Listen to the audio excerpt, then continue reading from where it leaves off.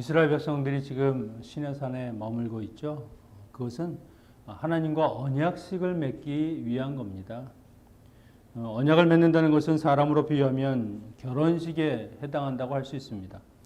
연인들이 서로의 사랑을 확인하고 매일 바래다 주고 그러면서 헤어지고 하는 일들을 반복하면서 이제는 그냥 같이 살면서 서로 인생을 동반하며 그렇게 살았으면 좋겠다 했을 때 그들이 결혼을 하는 것이죠.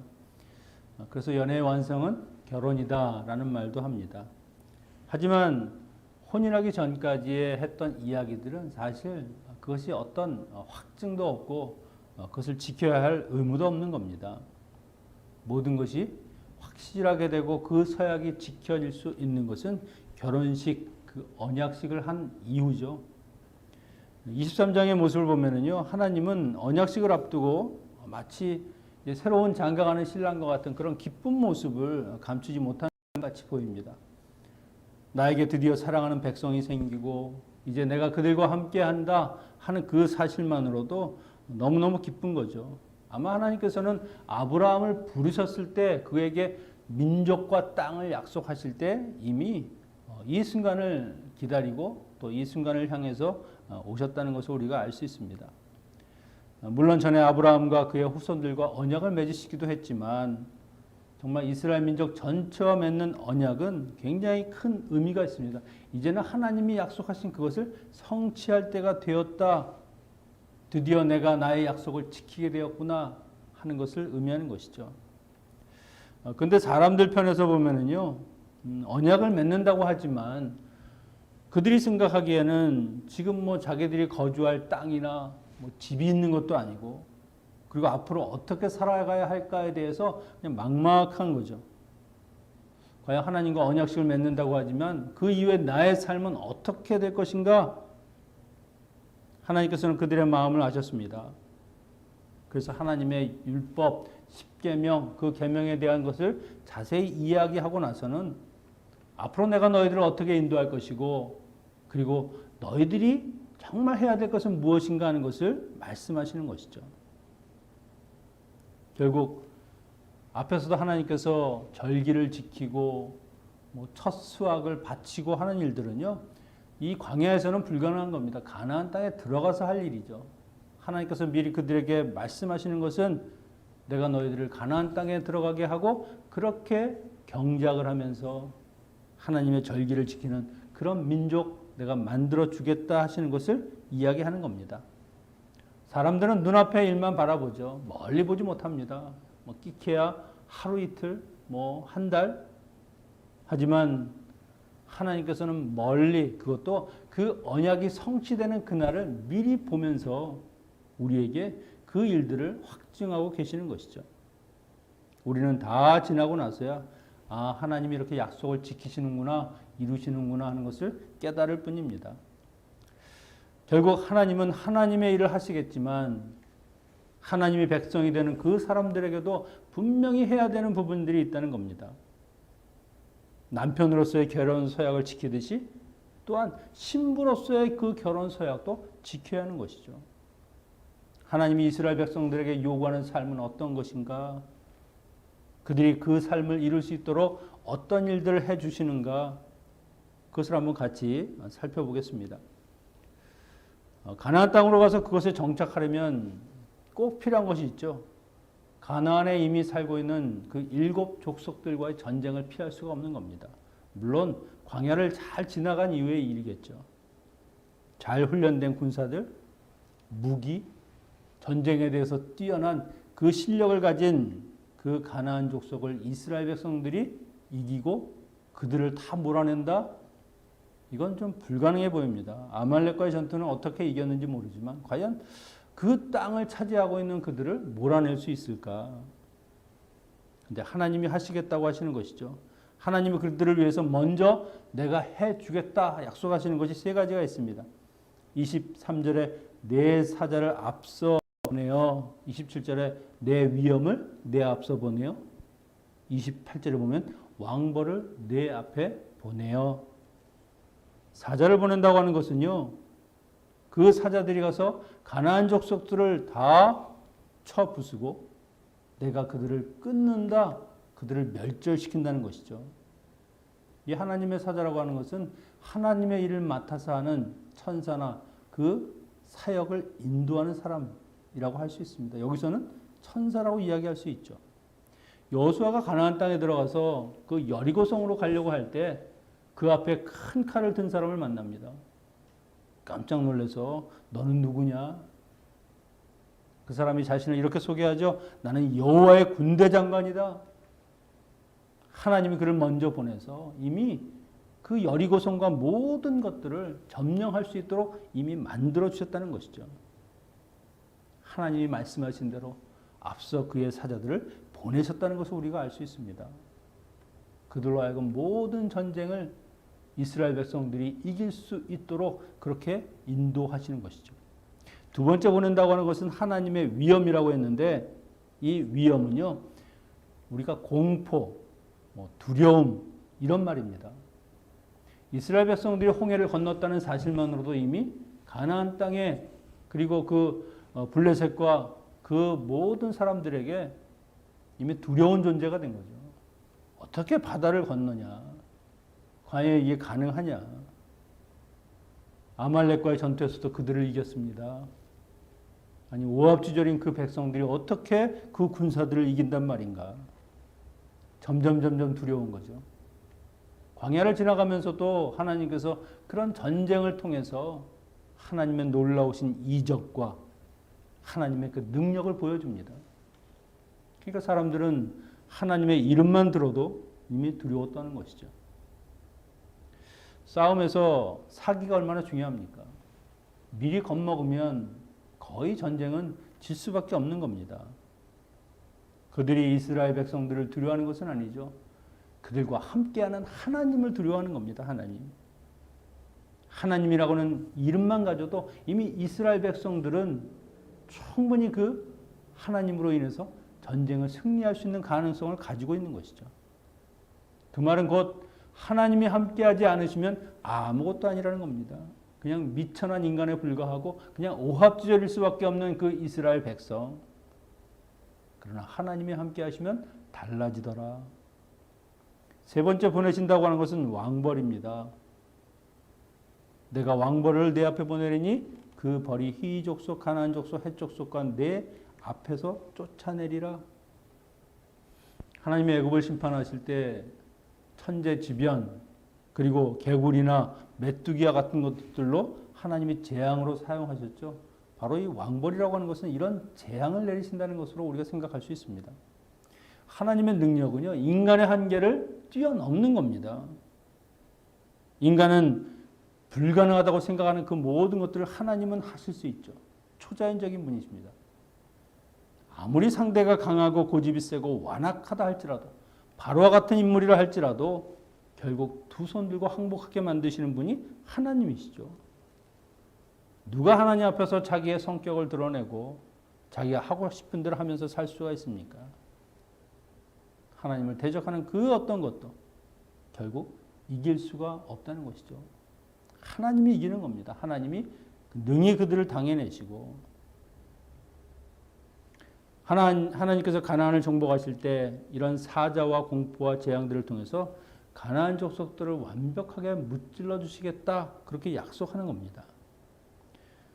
이런 계획을 말씀하시는 것은요, 결국 하나님께서 내가 너희를 출애굽시켜서 홍해를 건너게 하고 바로의 손에서 너희를 풀어주고 해방시켜주는 것 그것만으로 끝이 아니라는 것이죠. 하나님이 그들을 홍해를 건너게 하고 출애굽할 때는 이미 가나안 땅에 들어간다는 것을 전제로 그들을 그 애굽에서 끌어내신 것입니다. 내가 너희의 조상들과 약속한 젖과 꿀이 흐르는 그 가나안 땅, 그 땅을 하나님의 기업으로 받아서 누릴 축복이 너희들에게 아직 있다는 것이죠. 그 모든 일은 내가 담당한다, 내가. 다시 말하면 이 전쟁은 나의 전쟁이고 결국 내가 너희들을 대신해서 싸우겠다고 말씀하시는 것이죠. 여러분, 우리도 마찬가지로 하나님을 믿는 구원받은 자녀, 그래서 세례를 받고 성령으로 인치심을 받았다. 그것으로 끝이 아니라는 거죠.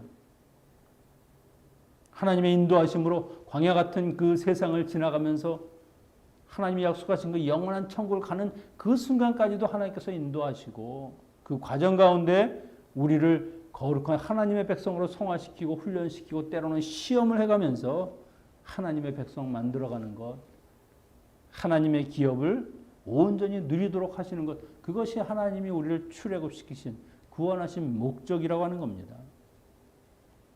그 길을 가면서 우리가 대적해야 되고 우리가 치러야 하는 그런 전쟁이 반드시 있다는 것이죠. 그런데 그 전쟁은 어떻게 이길 수 있느냐? 하나님 없이는 안 된다. 반드시 하나님의 도움이 있어야 하고 하나님이 함께 하셔야 된다. 결국 그것이 하나님의 전쟁이 될 때 우리는 승리할 수가 있는 겁니다.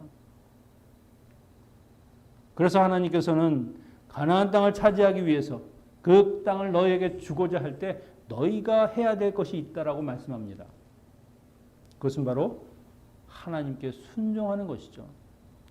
오늘 본문에서는 순종에 관해서 굉장히 강조를 많이 합니다. 21절에 사자의 말대로 행하고 24절에 보면 그들의 신들을 섬기지 말며 32절에 그들과 그들의 신과 언약하지 말라. 하나님이 이스라엘 백성에게 원하는 것은 딱 하나입니다. 하나님만 섬겨라. 무슨 일이 있어도 나만 섬겨라. 그러면 나머지 모든 것은 너의 것이 된다. 이스라엘 백성들이 가나안 땅을 차지하고 그곳에서 하나님의 복을 누릴 수 있는 그 근거는 무엇입니까? 하나님의 말씀에 전적으로 순종하는 그런 삶의 태도, 그것 하나입니다. 어떤 복을 내가 줄 것인가? 22절에서 보면 내가 내 원수의 원수가 되고 내 대적의 대적이 된다. 다시 말하면 하나님이 이들의 편이 되어주시고 하나님이 그들을 모든 싸움에서 앞서 싸워주신다는 것이죠. 그리고 또 어떤 복을 주시는가? 25절 26절에 보면 너희가 너희의 양식과 물에 복을 내리고 너희 중에 병을 제하리니 내 나라에 낙태하는 자가 없고 임신하지 못하는 자가 없을 것이라 내가 너의 날수를 채우리라. 너희의 의식주를 내가 해결해 주고 너희의 건강을 책임져 주고 너희의 장수하는 것 또한 자녀의 복 모든 복을 다 누리게 해주겠다는 겁니다. 여러분 이 말씀은요 신명기에서 줄기차게 말하는 겁니다. 순종하는 자에게는 복을, 순종하지 않는 자에게는 아무것도 안 주시는 것이 아니라 저주를, 이것이 신명기 사관이죠. 축복과 저주. 거기에서도 하나님께서 신명기 28장에 보면 내가 여호와의 말씀을 청종하면 들에서도 복을 받고 성중에서도 복을 받고 들어가도 복을 받고 나가도 복을 받고 내 집에 있는 떡반죽 그릇까지도 복을 받게 될 것이다. 그러나 여호와의 말씀을 순종하지 아니하면 너는 성읍에서도 저주받고 들에서도 저주를 받고 내 몸의 소생과 내 토지의 소산 내가 나가든지 들어가든지 저주를 받게 될 것이다.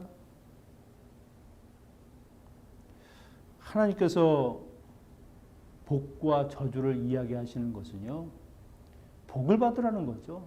저주받지 말고. 홍해를 건너 광야를 지나서 가나안에 정착하는 모든 과정을 성공적으로 마칠 수 있는, 그래서 그 기업, 그 땅을 누릴 수 있는 방법, 하나님을 믿고 순종하는 것. 결국 가나안 전쟁, 그 모든 전쟁은요 그 본질이 어디에 있습니까? 하나님의 말씀에 순종하며 사느냐 아니면 하나님의 말씀에 불순종하며 사느냐. 너의 능력과 기술과 전략과 너의 힘과 능력에 이 전쟁이 달려있는 것이 아니다. 하나님을 신뢰하느냐 아니냐. 거기에 이 전쟁에 가장 중요한 포인트가 있다는 것이죠. 근데 좀 이상하지 않습니까? 전쟁은 화력과 그들의 전력으로 더 우세하면 이기는 것이지 어떻게 이런 외적인 조건이 아니라 내적인 그런 신앙에 의해서 좌우될 수 있을까? 왜냐하면 가나안의 이 모든 전쟁은요 하나님의 방법대로 싸우고 하나님이 원하시는 대로 싸워야 하는 전쟁이기 때문입니다. 어찌 보면 그 모든 전쟁도 하나님의 훈련 과정 중에 하나죠. 여러분, 우리의 인생에서도 하나님이 무엇을 원하실까요? 오직 나만 섬기라는 겁니다. 나만 믿어라. 어떤 고난과 위험이 있어도 결코 흔들리지 말고 내가 믿는 그 하나님만 신뢰하며 살아라. 그러면 나머지는 내가 다 해결한다는 겁니다. 과연 우리가 그렇게 살고 있는가? 하나님을 섬긴다고 하는 것은 그분이 나의 주인이 되시고 나의 왕이 되신다. 그분이 나의 명령하는 명령권자가 된다는 것이죠. 그 말씀이 내게 떨어지면 비록 목에 칼이 들어가고 정말 가시밭길을 걷는 그런 길이라도 나는 순종하며 가겠다는 것이죠. 어떤 상황, 어떤 여건 속에서 나는 그 말을 지키겠다. 그것이 하나님을 섬긴다는 겁니다. 예배드리고 하나님을 찬양하는 것도 하나님께 섬기는 거지만 말씀에 순종하는 것이 하나님을 섬기는 것이죠. 그런데 보면 우리가 때로는 하나님을 나의 주인이 아니라 내 대리기사 정도로 생각하는 겁니다. 몸이 불편하고 힘들면 하나님께 콜해서 나를 위해서 대신 운전 좀 해주시고 내게 필요한 것을 좀 도와주시고 단지 나의 편리함만을 채워주는 그런 하나님으로, 그런 대상으로만 생각하는 것은 아닌가 하는 것이죠. 문제가 생길 때면 되면 그때는 기도하고, 이것은 내가 주인으로 사는 겁니다. 내가 주인이고 하나님이 나의 종이죠. 그것이 어떻게 순종이 될 수 있겠습니까? 주인이 말씀하시면 순교하는 자리라도 말씀대로 사는 것, 그것이 순종이라는 것입니다. 그런 믿음을 가질 때, 그런 순종이 있을 때 가나안 땅은 너의 땅이 된다는 것이죠. 그것을 보여주는 그런 장면이 바로 여호수아서 5장입니다. 가나안 땅에 처음 이제 들어갔습니다. 요단강을 건너서 길갈이라고 하는 곳에 그들이 이제 진을 쳤습니다. 하나님께서 그들에게 명령하는 것이 처음에 할례를 하라죠. 할례를. 왜냐하면 광야 1세대들은 가데스바네에서 반역하고 다 죽고 바로 이 여호수아와 갈렙만 살았습니다. 20세 이상의 남자들은 다 죽고 그 이후에 태어난 사람들은 할례할 기회가 없었죠. 그래서 전쟁을 시작하기 전에 할례를 하라고 하나님께서 명령하십니다. 이것은 이스라엘 백성들에게는 굉장히 중요한 것이죠. 이것은 영적인 의미가 있습니다. 하나님의 새로운 언약 공동체, 그들이 새로운 출발을 하려고 하면 반드시 그에 합당한 신분으로 하나님의 백성 되는 그 모습을 보이라는 겁니다.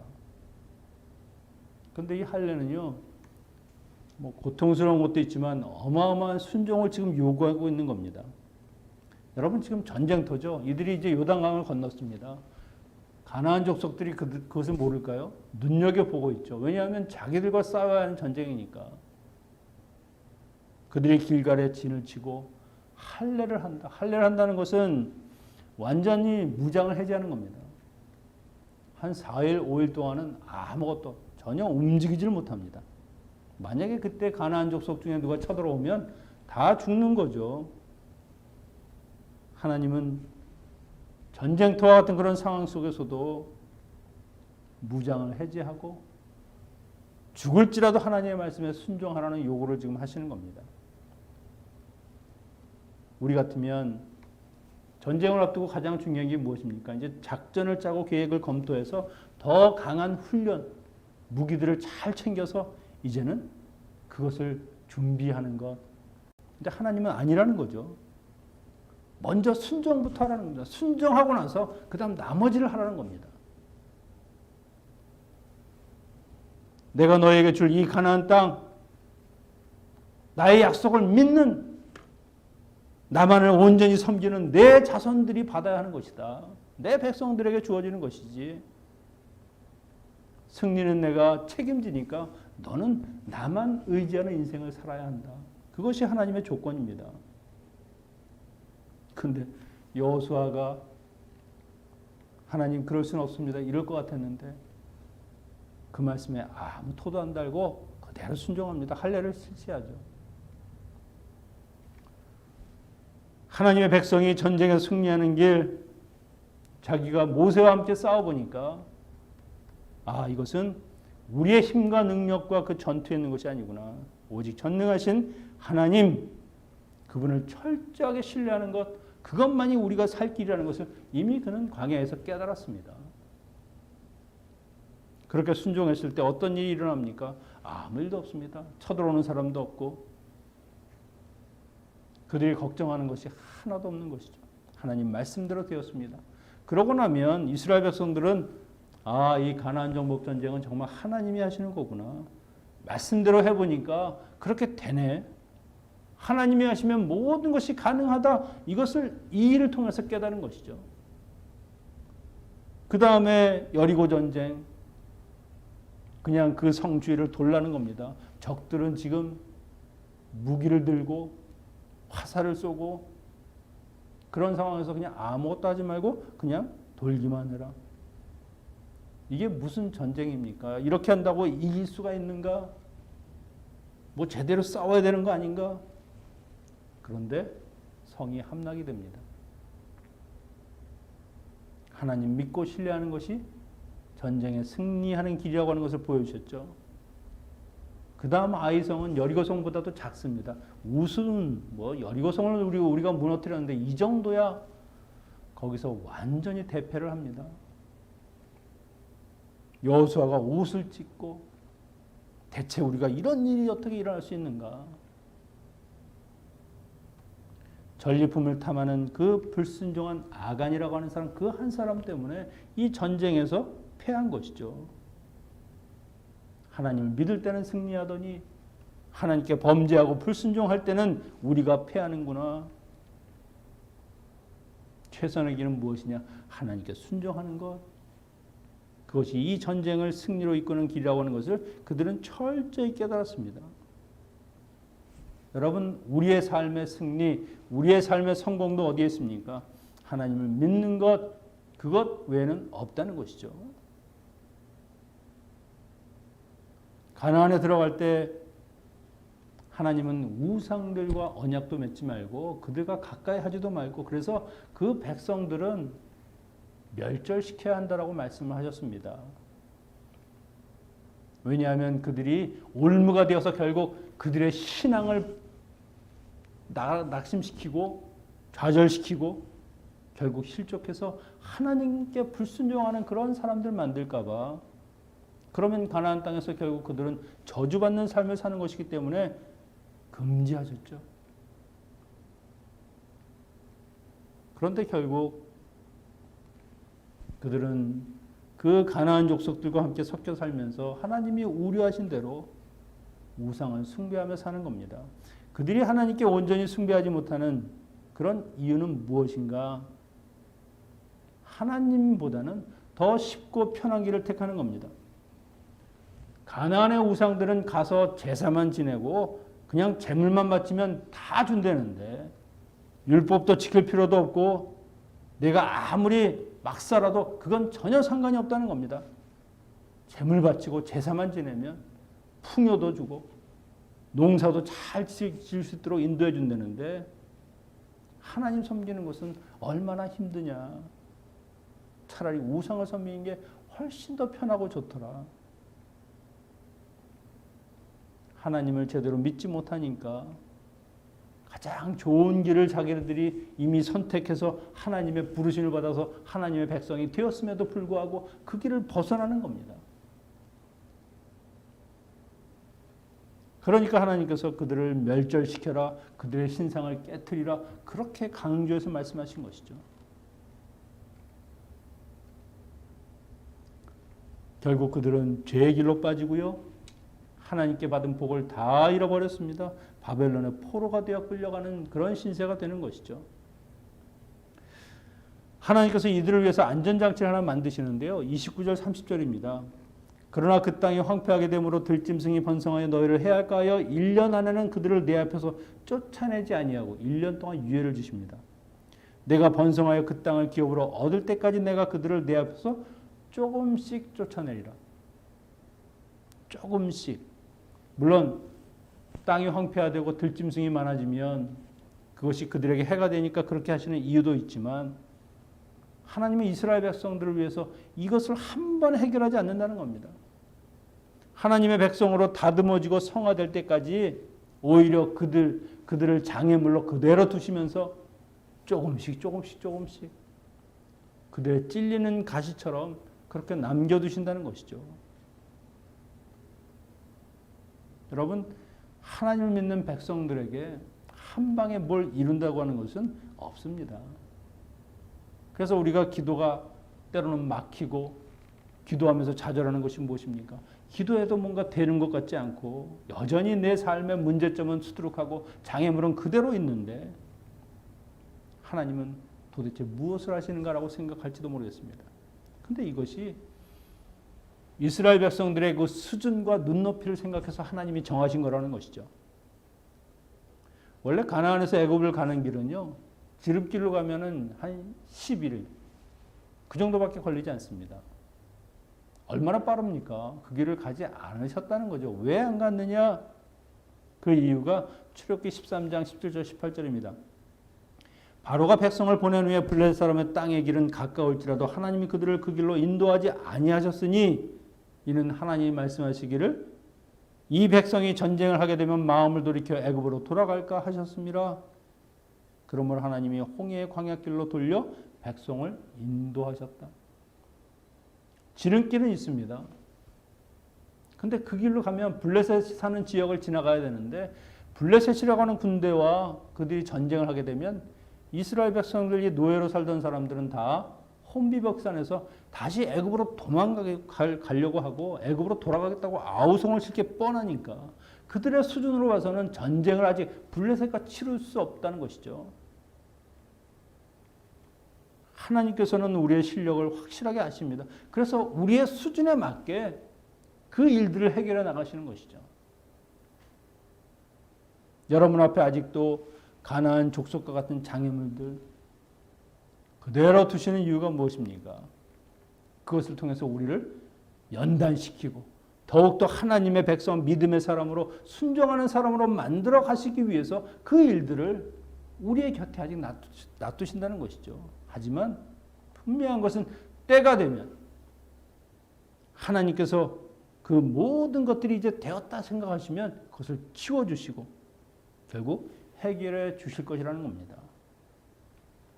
분명한 것은 하나님은 우리를 사랑으로 인도하고 계시다는 것이죠. 그것을 부정할 수는 없는 겁니다. 그것이 부정되면 큰일이 나는 겁니다. 내가 편하면 하나님의 은혜 받은 삶이고 내가 불편하면 은혜가 없는 삶이 아니라는 것이죠. 내가 비록 불이익을 당하는 그런 상황 속에서 가나안과 같은 그런 사람들이 아직도 내 삶에 남아있다고 해도 정말 내가 그 상황 속에서 하나님의 말씀에 순종하며 살고 있다고 하면 그것은 은혜 받은 삶이죠. 아무것도 없는 편안한 삶보다 훨씬 더 하나님의 축복과 은혜가 넘치는 삶이라고 하는 겁니다. 나를 향한 하나님의 사랑, 나와 언약을 맺고 기뻐하시면서 지금도 나를 인도하시는 그 하나님은 변함이 없습니다. 우리가 삶에서 하나님을 믿고 따라가느냐 아니면 가면서 가나안 족속들과 섞여 사는 이스라엘 백성들처럼 다른 것을 기웃기웃거리면서 하나님보다 더 좋은 것이 있는지 하나님보다 더 편하고 나를 돌봐줄 수 있는 그런 것들이 있는지 그렇게 곁눈질하지 말라는 것이죠. 하나님을 온전히 섬기는 것 그것이 우리가 복된 인생을 사는 비결이라고 하는 겁니다. 말씀을 정리합니다. 하나님은 우리의 아버지가 되시죠. 우리는 그분의 자녀입니다. 하나님의 자녀들은 그 신분에 걸맞는 삶의 태도와 방법이 요구되는 것이죠. 하나님 우리에게 바라시는 것 엄청난 헌신과 봉사와 열심이 아니라는 겁니다. 오직 하나님의 말씀에 순종하는 사람으로 사는 것. 내가 보기에는 미련해 보이고 내가 보기에는 이 길은 아닌 것 같은 그런 상황이라 할지라도 하나님이 원하시면 따라가는 삶이 바로 구별된 삶을 사는 겁니다. 그런 삶을 살면 하나님이 이전과는 다른 새로운 일을 행하시고 우리에게 새로운 세계를 열어주셔서 하나님의 복이 무엇인지를 맛보게 해주신다는 것이죠. 남들은 절대 알지 못하는 기쁨, 그 평화, 안식이 우리의 삶에 찾아온다는 겁니다. 여러분 힘들고 어려울지라도 뭐 삶에 턱턱 막히는 일들이 있을지라도 정말 하나님만을 순종하는 그런 믿음의 삶을 살아보십시오. 하나님이 반드시 우리를 가나안 땅에 하나님이 그 약속하신 땅을 기업으로 주시는 그 복된 날이 우리에게 다가올 것입니다. 이런 순종의 삶을 통해서 하나님의 축복을 받는 우리 모두가 되시기를 축원합니다. 기도하겠습니다. 살아계신 아버지 하나님, 오직 믿음과 순종으로만 가야 하는 하나님의 길이 있습니다. 오직 하나님을 따라갈 때만 먹을 수 있고 입을 수 있고 누릴 수 있는 그런 삶의 축복이 있습니다. 우리에게 순종을 요구하셨사오니 하나님의 말씀에 순종하는 그 믿음을 허락하여 주시고 주님이 열어주시는 놀라운 믿음의 세계를 보게 하여 주시옵소서. 모든 상황 속에서도 오직 하나님께 순종하며 하나님만 섬기는 주의 복된 자녀들이 되게 하여 주시옵소서. 예수님의 이름으로 기도하옵나이다. 아멘. 축도하겠습니다. 이제는